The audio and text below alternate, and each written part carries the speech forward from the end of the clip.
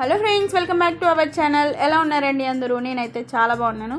మీరు కూడా బాగుండాలని మనస్ఫూర్తిగా కోరుకుంటున్నాను. ఇవాళ మన ఛానల్లో చాలా సింపుల్గా టేస్టీగా చేపల పులుసు ఎలా వండుకోవాలో చెప్తాను. వీడియో లాస్ట్ వరకు చూడండి, నచ్చితే ఒక్క లైక్ చేయండి. సో ముందుగా స్టవ్ మీద కళాయి పెట్టుకుని అందులో 4-5 టేబుల్ స్పూన్ ఆయిల్ వేసుకోవాలి. నాన్ వెజ్ కాబట్టి కొంచెం ఆయిల్ ఎక్కువగానే వేసుకోవాలి. ఇంకా చేపలంటే కొంచెం నీసు అవసరం ఎక్కువ ఉంటుంది కాబట్టి 5 టేబుల్ స్పూన్ ఆయిల్ వేసుకోవాలన్నమాట. ఆయిల్ వేడైపోయిన తర్వాత ఒక 4 ఉల్లిపాయలు పెద్దవి తీసుకొని చిన్న చిన్న ముక్కలుగా కట్ చేసుకొని వేసుకోవాలి. అలాగే ఒక 4 పచ్చిమిరపకాయలు కూడా వేసుకోవాలి, కరివేపాకు కూడా వేసుకోవాలి. ఇవి కొంచెం బాగా వేగిపోయిన తర్వాత నేనైతే ఇంట్లో గరం మసాలా లాగా ప్రిపేర్ చేసుకుంటాను అనమాట. అల్లం వెల్లుల్లి పేస్ట్, అందులో కొంచెం జీలకర్ర, కొంచెం ధనియాలు, కొంచెం చెక్క, లవంగ, యాలకులు, అనాస పువ్వు ఇవన్నీ వేసేసి పేస్ట్ చేసుకుంటాను అనమాట. సో ఇదే మనకి మసాలా. అంటే మనం మసాలా ఏమీ యాడ్ చేయము. ఇది ఈ పేస్ట్ వేసిన తర్వాత పచ్చివాసన పోయేంత వరకు కలుపుకోవాలి.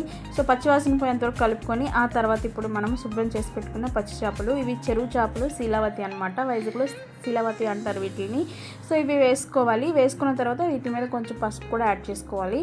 సో పసుపు వేసుకొని కొంచెంసేపు ఉంచిన తర్వాత అటు ఇటు నెమ్మదిగా స్లోగా చేపలు చిరిగిపోకుండా చక్కగా తిప్పుకోవాలన్నమాట. సో తిప్పుకున్న తర్వాత ఒక 4-5 టమాటాలు కూడా తీసుకోవాలి.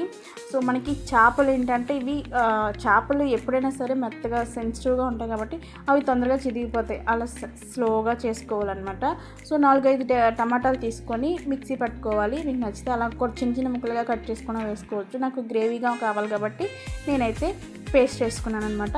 ఈ పేస్ట్ వేసిన తర్వాత నేనైతే 2 రకాల కారం వేస్తాను అన్నట్టు. మనకి నార్మల్గా అయితే ఎర్రకారం షాప్లో దొరుకుతుంది కదా, అది. అలాగే మనం మసాలా కారం కూడా వేసుకోవాలి. వేసుకొని కొంచెం ఇలా వేసుకుంటే టేస్ట్ అనేది చాలా బాగుంటుంది. సో ట్రై చేయండి, ఇది చాలా ఇంపార్టెంట్. నేనైతే 2 రకాల కారం కూడా వేస్తాను. కర్రీ అయితే కలర్ఫుల్గా కనిపిస్తుంది, అలాగే టేస్టీగా కూడా ఉంటుంది అనమాట.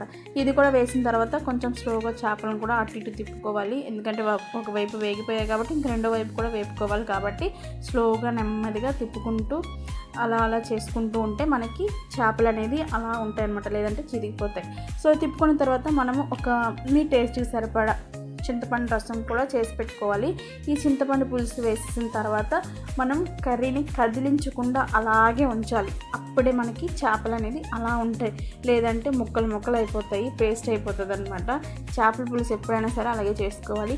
కొంతమంది ఏంటంటే చేపల పులుసు అంతా చేసిన తర్వాత చేపలు వేస్తారు. అలా కన్నా ఇలా అయితే మనకి టేస్ట్ బాగుంటుంది. ఎవరి స్టైల్లో వాళ్ళు చేసుకోవచ్చు. ఇదైతే నా స్టైల్ అనమాట. సో కొంచెం కదపకుండా అలా మూత పెట్టేసి ఉంచితే మనకి గ్రేవీ అయితే ఇలా ప్రిపేర్ అయిందనమాట. సో లాస్ట్లో కొత్తిమీర చల్లుకొని ఇది తీసుకొని ఇవాళ చేసుకొని రేపు తింటే టేస్ట్ చాలా బాగుంటుంది. సో ట్రై చేయండి అందరూ. మీకు ఎలా కుదిరింది అనేది నాకు కామెంట్ చేసి చెప్పండి. వీడియో నచ్చితే ఒక్క లైక్ చేయండి, షేర్ చేయండి. మన ఛానల్ ఫస్ట్ టైం చూస్తున్న వాళ్ళైతే ప్లీజ్ సబ్స్క్రైబ్ చేసుకోండి. Thank you for watching. Bye, take care, love you all.